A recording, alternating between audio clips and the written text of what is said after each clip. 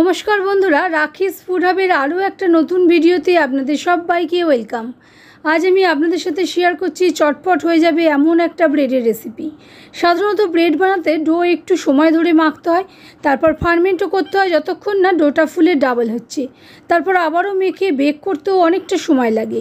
তবে আজকের bread east ছাড়া ইনস্ট্যান্ট কিভাবে বানিয়ে এনজয় করতে পারবেন তার ডিটেলসে শেয়ার করেছি এই ভিডিওতেই। আপনারা চাইলে এই ব্রেডগুলো বানিয়ে 2-3 দিন এয়ারটাইট কন্টেনারে ভরে স্টোরও করে খেতে পারেন। একদম বেকারি স্টাইলে পারফেক্ট ব্রেড বানিয়ে দেখিয়েছি। তাহলে চলুন আর দেরি না করে দেখে নেওয়া যাক আজকের ভাজা ব্রেডের রেসিপি। এর জন্য প্রথমেই একটা বড় বাটি নিয়ে নিয়েছি, তাতে রুম টেম্পারেচারে থাকা একটা মুরগির ডিম ফাটিয়ে অ্যাড করে দিয়েছি। 1.5 চামচ মতো আমি চিনি দিলাম। চিনিটা গোটা চিনি দিয়েছি, মানে গুঁড়ো চিনি ব্যবহার করিনি, তবে আপনারা চাইলে গুঁড়ো চিনি ব্যবহার করতেই পারেন। আর মিষ্টি যদি আপনারা বেশি খেতে পছন্দ করেন সেক্ষেত্রে 4 চামচ মতো চিনি আপনারা অ্যাড করতে পারেন। এবারে ভালো করে মিশিয়ে নেওয়ার পর 2 চামচ মতো ফ্যাটানো টক দই আমি অ্যাড করে দিয়েছি। 2 চা চামচ পরিমাণ রিফাইন্ড সয়াবিন অয়েলও অ্যাড করে দিয়েছি। আর ভালো ফ্লেভারের জন্য খুব সামান্য 1/4 চামচ মতো ভ্যানিলা এসেন্স অ্যাড করে দিয়ে সবটা খুব ভালো করে হুইস্কারের সাহায্যে ফেটিয়ে নিয়েছি, যাতে চিনিটাও খুব ভালো মতন গলে যায়। এবারে 1/4 চামচ মতো নুন আর 1 চা চামচ পরিমাণ বেকিং পাউডার অ্যাড করে দিয়েছি। বেকিং পাউডার অ্যাড করেছি বন্ধুরা, বেকিং সোডা কিন্তু নয়। দিয়ে সবটা ভালো করে আবারও মিশিয়ে নিয়েছি। এবারে 1 কাপ মতো ময়দা আমি অ্যাড করে দিচ্ছি। পরে প্রয়োজন লাগলে আমরা আরও অল্প ময়দা অ্যাড করে মেখে নেব। আপনারা চাইলে ময়দার পরিবর্তে এখানে আটা দিয়েও ব্রেডটা বানিয়ে ফেলতে পারেন। এবারে দেখুন সবটা হুইস্কারের সাহায্যে জড়িয়ে নিয়েছি। এবারে হাত দিয়ে ভালো করে আমাদের ডোটা মেখে নিতে হবে। আর এই ডোটা একটু নরম করেই মাখতে হবে, তাহলে ব্রেডগুলো খুব ভালো মতন ফুলবে। দেখুন ভালো করে জড়িয়ে নিচ্ছি। অল্প একটু ময়দা দিলে ভালো হয়, কারণ ডোটা আমাদের খুব বেশি স্টিকি লাগছে, সেই কারণে খুব অল্প পরিমাণ আমি ময়দা অ্যাড করছি। 2 চামচ মতো ময়দা আমি অ্যাড করে নিলাম। দিয়ে এবারে ভালো করে সবটা মেখে নিচ্ছি। এই ডোটার কিন্তু স্টিকিনেস থাকবে, স্টিকিনেস না থাকলে কিন্তু ব্রেডটা ভালো হবে না। এরকমভাবে ভালো করে মেখে নিয়েছি। দেখুন কীরকম আটকে আটকে আসছে। এখানে আমি ভ্যানিলা এসেন্স ব্যবহার করেছি, তবে আপনারা চাইলে এলাচের গুঁড়ো ব্যবহার করতে পারেন। এবারে দেখুন কিচেন টপ পরিষ্কার করে নিয়ে তাতে অল্প করে ময়দা ডাস্ট করে এটাকে নিয়ে নিচ্ছি।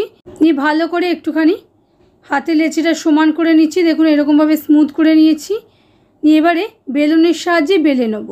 একটা মোটা হাত রুটির মতন করে বেলে নিচ্ছি। হালকা করে এরকম ময়দা দিয়ে বেলবেন, তাহলে আর এটা আটকে যাবে না।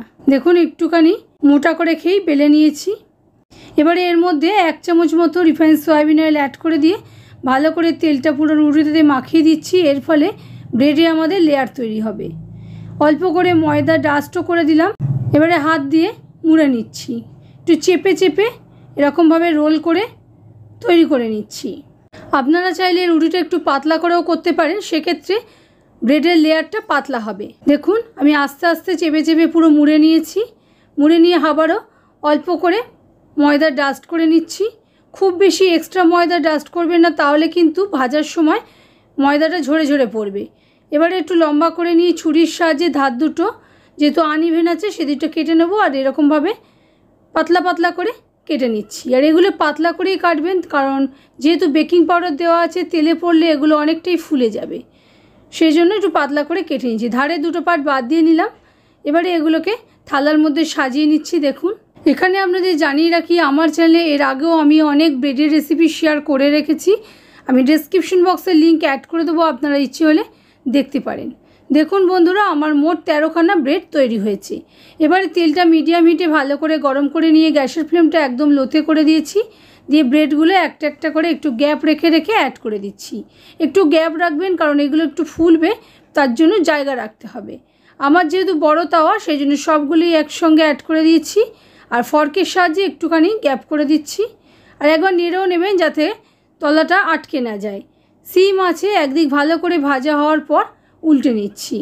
দেখুন কত তাড়াতাড়ি ব্রেডগুলো আমাদের তৈরিও হয়ে গেল। আর এগুলো খেতে কিন্তু ভীষণ টেস্টফুল হয়, আর খুব বেশি মুচমুচেও হয়। দেখুন সব দিয়ে উল্টে পাল্টে ধারগুলো আমি লালচে করে ভেজে নিয়েছি। সিম আঁচেই করবেন, তাহলে খুব ভালো মতন ভাজা হবে আর ভেতর থেকে রান্না হবে। কতটা ফুলে গেছে আমাকে বলতে হবে না, আপনারা দেখেই বুঝতে পারছেন। দেখুন এগুলো আমার খুব ভালো করে উল্টে পাল্টে ভাজা হয়ে গেছে।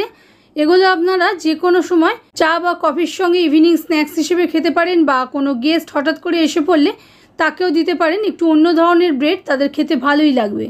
ভালো করে তেলটা ঝরিয়ে নিচ্ছি। এবারে টিস্যু পেপারের উপর এটাকে নিয়ে নেবো যাতে এক্সট্রা তেলটাও শুষে নেয়। আপনারা চাইলে এটা মধু বা চকলেট সিরাপ ছড়িয়েও পরিবেশন করতে পারেন। আশা করি বন্ধুরা আমার আজকের রেসিপি আপনাদের ভালো লেগেছে। যদি ভালো লাগে প্লিজ লাইক শেয়ার কমেন্ট করতে ভুলবেন না এবং আপনজন ও প্রিয়জনদের সঙ্গে ভিডিওটা প্রচুর শেয়ার করবেন। আর চ্যানেলে যদি নতুন বন্ধু হয়ে থাকেন তাহলে চ্যানেলটা অবশ্যই সাবস্ক্রাইব করে নিতে ভুলবেন না। ভিডিওটা আপনারা যদি ফেসবুক পেজ থেকে দেখে থাকেন তাহলে পেজটাকে ফলো করে নেওয়ার অনুরোধ রইল। ভালো থাকবেন, সুস্থ থাকবেন। আবারও আসছি নতুন রেসিপি নিয়ে নতুন কোনো ভিডিওতে।